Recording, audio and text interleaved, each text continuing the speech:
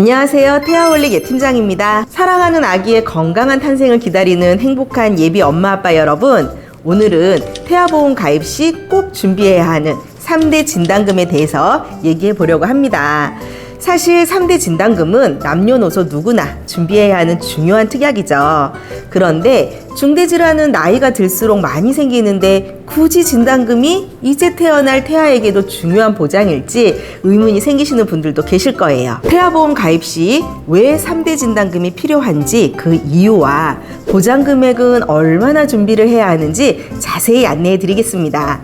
오늘 영상 끝까지 시청하시면 태아보험의 가장 중요한 챕터 하나를 마스터하실 수 있을 거예요. 20년차 육아 고수가 알려주는 태아보험 지침서, 지금부터 시작할게요. 첫 번째 진단금은 바로 암진단금입니다. 국가암 등록 통계에 따르면 기대수명까지 생존 시 남자는 5명 중에 2명, 여자는 3명 중 1명이 암에 걸린다고 합니다. 이제 암은 우리에게는 너무나 익숙한 질병이 되었죠.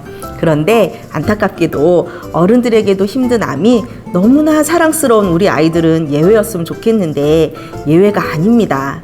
더구나 아이들에게 생기는 암 종류는 특히나 비용이 많이 드는 고해감 종류가 많아요. 국가암정보센터 발표에 따르면 0세에서 14세까지 많이 발병되는 암 순위 1위가 백혈병, 2위는 뇌 및 중추신경계암, 3위는 림프종이라고 합니다. 연령별로 발병되는 암 종이 다른데요. 1세 미만에서 잘 발생하는 종양은 대표적으로 신경모 세포종이 있고요. 2세에서 5세 사이에는 백혈병과 림프종, 청소년기에는 골종양과 연부조직 육종 등이 많이 발생된다고 해요. 지금 보시는 암 종류는 특히 치료비가 많이 들고 치료도 어려운 암종인데 이렇게 고해감 종류가 소아 때 발병 1위에서 3위라고 하니까 그 어느 때보다도 태아보험을 준비할 때는 암 한도를 높게 준비하실 필요가 있습니다. 암 진단금은 갑상선암, 기타 피부암, 경계성 종양, 제자리 암과 같은 유사암을 제외한 모든 암종을 보장하는 일반암이 가장 기본이고요. 여력이 되신다면 추가로 특정암이나 다발성 소아암, 소아백혈병 진단금 등을 추가로 구성하셔서 높은 보장 한도를 준비하시는 걸 추천드립니다. 절대 그럴 일은 없겠지만 안타깝게도 아이가 암 진단을 받게 된다면 치료비에 대한 부담만 있는 게 아니에요. 암 치료는 치료 기간이 길게 필요한 질병입니다. 아이가 아프면 부모님 중 한 분은 아이를 전적으로 보살펴야 하겠죠. 엄마, 아빠 두 분 중 한 분은 경제 활동을 병행하기가 어려울 수도 있어요. 이런 리스크까지 생각한다면 암 진단금만큼은 충분한 보장이 필요하다고 생각합니다. 두 번째 진단금은 뇌질환 진단금입니다. 우리가 알고 있는 뇌질환은 성인병으로 인한 노인성 질환으로 많이 알고 있지만 신생아 시기에도 뇌출혈이 발생할 수가 있어요. 출생 체중이 1,500g 이하인 경우에는 20에서 40% 빈도로 발생한다고 하는 뇌실내 출혈도 있고요. 희귀 질환으로 알려진 모야모야병도 소아 시기에 발생할 수 있는 뇌질환입니다. 뇌질환 진단금은 뇌혈관 진단비와 뇌졸중 진단비 두 가지를 준비해 주시는 것이 이상적이에요. 뇌출혈 질병 코드는 I60에서 I62까지의 코드를 부여하는데 똑같은 뇌출혈이지만 신생아는 뇌출혈 코드를 P코드로 부여를 합니다. 결론적으로 뇌출혈 진단금 보장을 못 받는다는 거예요. 그런데 왜 뇌졸중과 뇌혈관 진단금 두 가지를 가입해야 하는 걸까요? 약관에서 보시는 것처럼 신생아 뇌출혈 진단 시에는 뇌졸중 진단금과 뇌혈관 진단금에서 각각 20%의 보장을 받을 수 있기 때문이에요. 예를 들어 뇌졸중 2천만 원, 뇌혈관 2천만 원을 가입했다면 뇌졸중 진단금에서 400만 원, 뇌혈관 진단금에서 400만 원, 이렇게 총 800만 원을 보장받게 되는 겁니다. 이해가 되셨죠? 세 번째, 심장질환 진단금에 대해서 살펴볼게요. 선천성 심장병은 신생아 1000명당 8명 정도의 발생률을 보인다고 해요.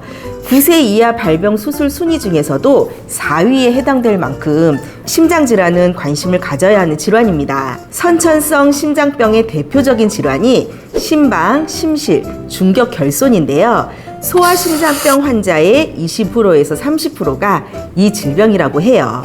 많이 들어보신 가와사키병도 소아시기에 발생되는 질환입니다. 가와사키병은 일본에 이어 세계에서 두 번째로 우리나라가 발병률이 높고 매년 10명 이상의 소아 환자들은 가와사키로 인한 협심증과 심근경색증 증상을 보인다고 해요. 그럼 우리 아기들의 심장 보장은 어떻게 준비해야 될까요? 허혈성 심장질환 진단금을 준비하실 수도 있고요. 부정맥까지 보장되는 심장질환 진단금을 준비하실 수도 있습니다. 그런데 여러분 꼭 기억하셔야 되는 점이 이 두 개 진단금은 선천성 심장질환을 보장하지 않습니다. 그래서 태아의 심장질환의 경우에는 선천성 질환 진단금을 추가로 준비하셔야 돼요. 소아기의 대표적인 심장질환인 Q21 코드와 M30.3 코드는 허혈성 심장질환 진단비 혹은 심장질환 진단비에서는 보장이 되지 않습니다. Q21 코드는 장애출생 진단금 특약에서 보장이 되고요.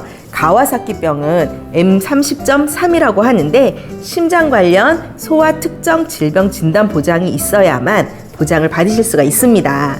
그럼 선천성 질환 보장 안 된다고 심장질환 진단금을 준비하지 않아도 될까요?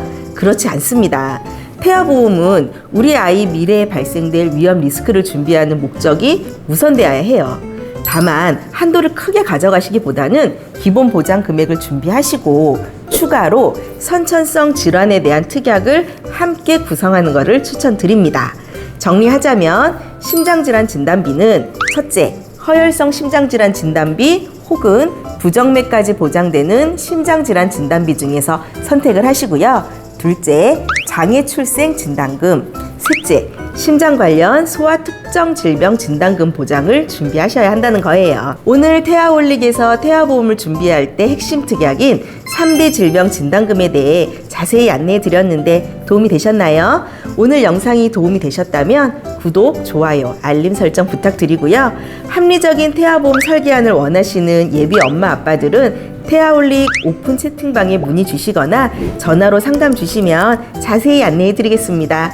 사랑하는 아기의 행복한 출산을 기원하며 오늘 영상 마무리하겠습니다. 끝까지 시청해 주셔서 감사합니다. 본 광고는 광고 심의 기준을 준수하였으며 유효기간은 심의일로부터 1년입니다.